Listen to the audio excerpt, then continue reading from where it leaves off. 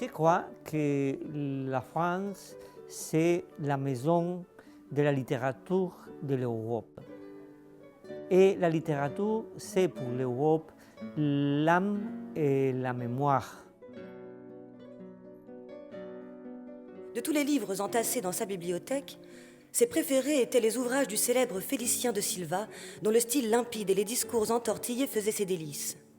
Il admirait surtout les déclarations d'amour et les lettres de défi, où abondaient des tournures du genre « La raison de la déraison que vous donnez à mes raisons affaiblit si bien ma raison que j'ai toutes les raisons de me plaindre de votre beauté. » Joyce, quand il a fini Ulysses, a dit avec ce livre, je vais donner du travail aux universitaires pour un siècle au moins. Eh bien, Cervantes a donné du travail pour 4 siècles, mais il n'a même pas fait exprès. Lorsqu'il écrit Le Quichotte, il ne veut pas faire de la grande littérature. C'est qu'il veut faire un livre comique. J'ai failli commencer à traduire « Il était une fois ». No ha mucho tiempo que, il n'y a pas longtemps que. Alors le « il n'y a pas longtemps » m'a empêché de commencer par ce « Il était une fois » et j'ai dû traduire comme ça, dans un village de la Manche. Je viens souvent en France et on me demande, on te présente comme écrivain catalan ou écrivain espagnol. Je dis, non, moi je suis tout seul écrivain. Parce que la littérature, c'est la patrie universelle.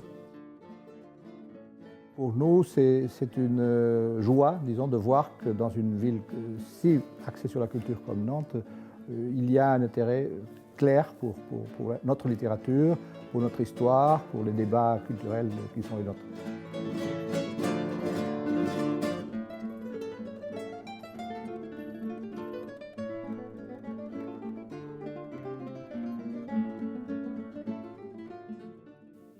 Allez, lis-moi un peu de ce livre, lui demandai-je, la main assoupie sur sa jambe, sentant la chaleur accumulée de sa peau, mais refusant de renoncer à cette possession. Que para mí Latinoamérica es un lugar y no es el nombre de cada país, ¿no? Lo cual ya es muy desequilibrado, ¿no? Et c'est alors que j'ai eu cette idée, pourquoi pas raconter l'histoire de mon père à la première personne.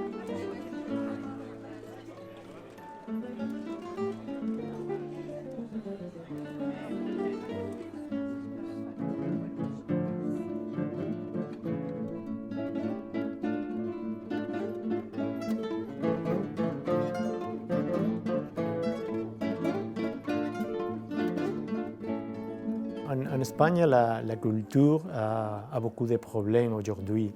Et une rencontre littéraire comme Impression d'Europe n'est pas courant en Espagne, avec beaucoup d'écrivains, beaucoup de lecteurs, beaucoup d'éditeurs. Un homme et une femme discutent, et un chat se promène dans le jardin, étranger à la douleur des mots et des silences. Quand on a des enfants ou des chiens dans un récit ou dans un roman, à la fin, il t'embête tout le temps, il t'emmerde. Qu'est-ce que je fais avec cet enfant?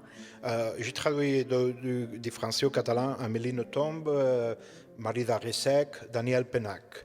Quand j'avais doute, j'appelais Daniel Pennac et on en parlait. Et lui, il me disait, fais ça, fais ça.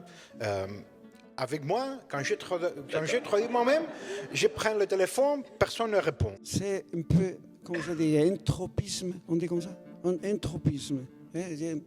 De plus en plus, j'ai utilisé ce type de personnage double ou triple, avec beaucoup de voix et de danse.